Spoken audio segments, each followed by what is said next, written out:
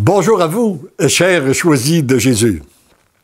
Aujourd'hui, le message nous invite à réfléchir sur la purification. Parce que pour entrer dans cette relation amoureuse avec notre Dieu, nous avons tous besoin de purification. Pour que la civilisation de l'amour se mette en marche sur la terre, les êtres doivent être purifiés.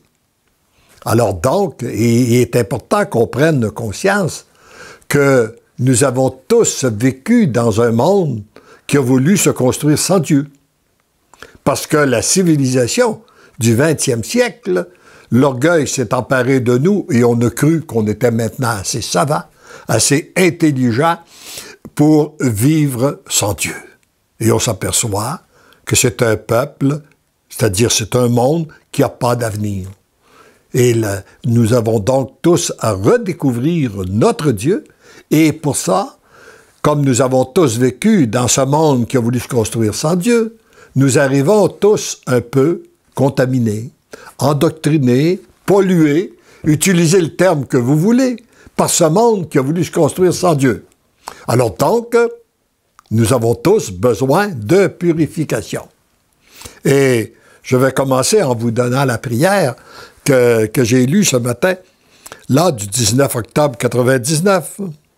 Mon bon papa du ciel, je sais que tout ce que je vis de difficultés et de souffrances m'est absolument indispensable pour ma purification.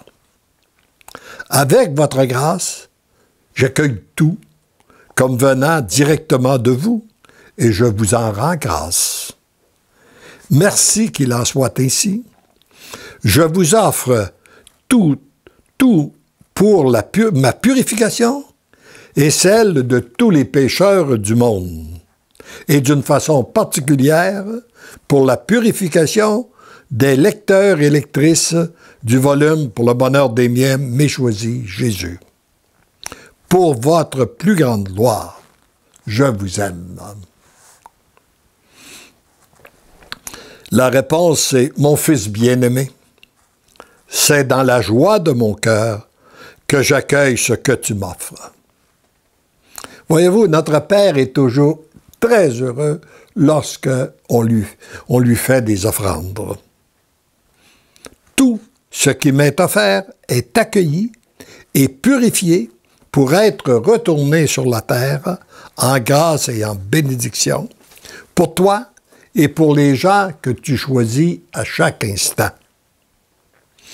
Voyez-vous, si nous lui offrons quelque chose de beau, de bon, de louange, c'est pour sa gloire. Si nous lui offrons quelque chose de mauvais qu'on a reçu, il le prend, il l'accueille et il le purifie. C'est pour que ce soit purifié. Alors donc, on doit tout lui offrir. Vous serez de plus en plus témoins de la purification de la terre.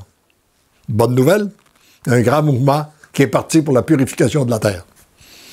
Comme je désire voir cette purification s'opérer par l'accueil de mon amour, les oui qui me sont donnés contribuent à réduire au minimum les périodes de tribulation qui sont présentement nécessaires pour entrer dans cette société nouvelle où régnera mon amour.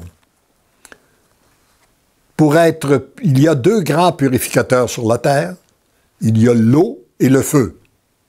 Les êtres, ce qui a le plus de valeur sur la terre, comme l'or, l'argent, les métaux précieux, sont purifiés au feu. Nous, les êtres humains, étant ce qui a le plus de valeur, nous avons aussi besoin d'être purifiés au feu. Et il y a deux feux de son amour, il y a deux feux purificateurs qui opèrent sur la terre. Le feu de son amour et le feu de la souffrance.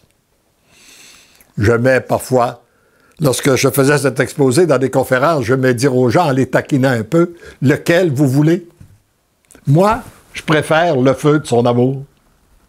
Et plus on va accueillir son amour, eh bien moins on va avoir besoin du feu de la souffrance.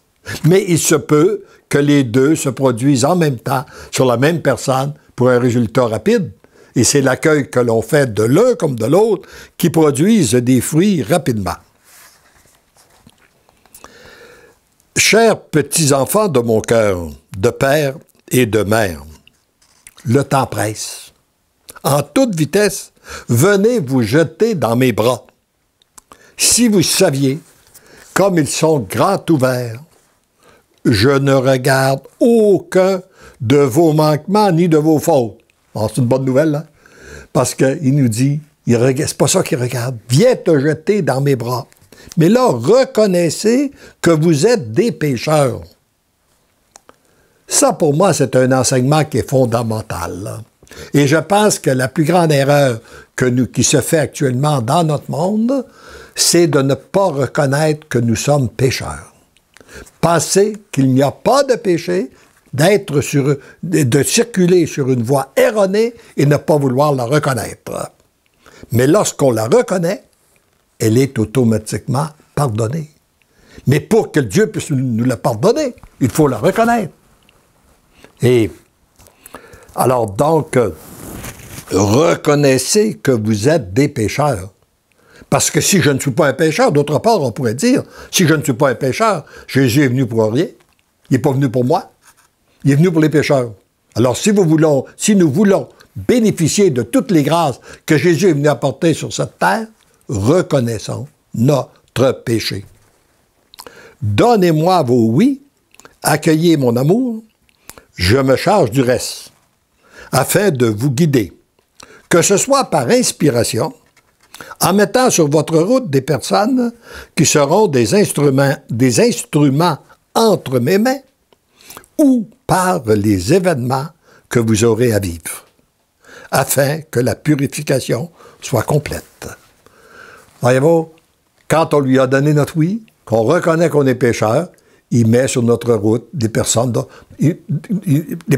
on a besoin. Il nous inspire, puis les événements viennent aussi nous parler.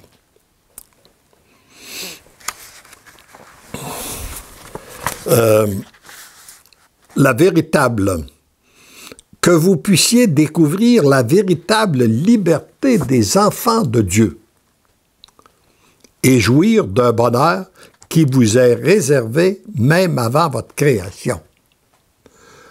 Voyez-vous, lorsque nous entrons et nous persévérons dans une vie de péché, nous devenons des esclaves des sens. Et lorsque nous nous approchons de Dieu et que nous acceptons cette purification-là, nous entrons dans la vraie liberté des enfants de Dieu.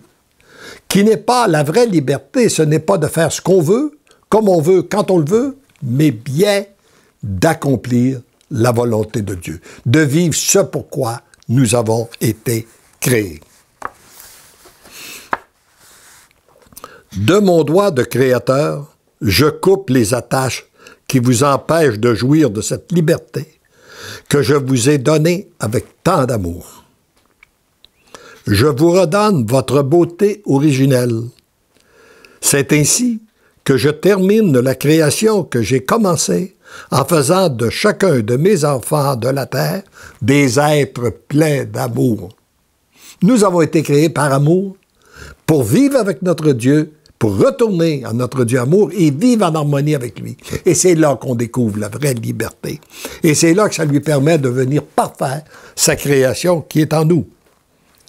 Et d'ailleurs, on le rencontre, ça devient, moi je trouve que c'est de plus en plus palpable. Dans mes voyages, les gens que j'ai rencontrés, qui avaient donné tout leur oui au Seigneur, ils étaient tellement beaux ou belles, rayonnantes de l'amour, on voit, et ils nous disent que c'est une nouvelle vie, c'est un nouveau bonheur, c'est une nouvelle joie, c'est pas de l'imagination, c'est pas de l'illusion, c'est une réalité. Lorsqu'on vit en étroite relation avec notre Dieu, on découvre une nouvelle liberté qui est celle des enfants de Dieu. Il n'y a qu'un seul chemin, il n'y en a pas d'autre. C'est par mon amour que sera construite la nouvelle société d'amour qui passera par mon Église, renouvelée par mon amour, brûlée au feu de mon amour-feu. Raison d'aimer notre Église, de lui être fidèle, parce que c'est par elle, c'est à elle que Jésus a confié tous les trésors dont on a besoin. Et c'est encore à travers elle, aujourd'hui, qu'il va reconstruire la civilisation de l'amour. Ma joie est très grande. L'heure est arrivée. Mon cœur est brûlant d'amour pour vous accueillir, pour vous prendre dans mes bras de père et de mère, pour vous serrer contre mon cœur, brûlant d'amour, afin que vous puissiez entendre murmurer doucement à vos oreilles, « Je vous aime. Je t'aime, je t'aime, je t'aime. » Voilà le vrai message que Jésus veut vous laisser aujourd'hui. Je t'aime, je t'aime, je t'aime.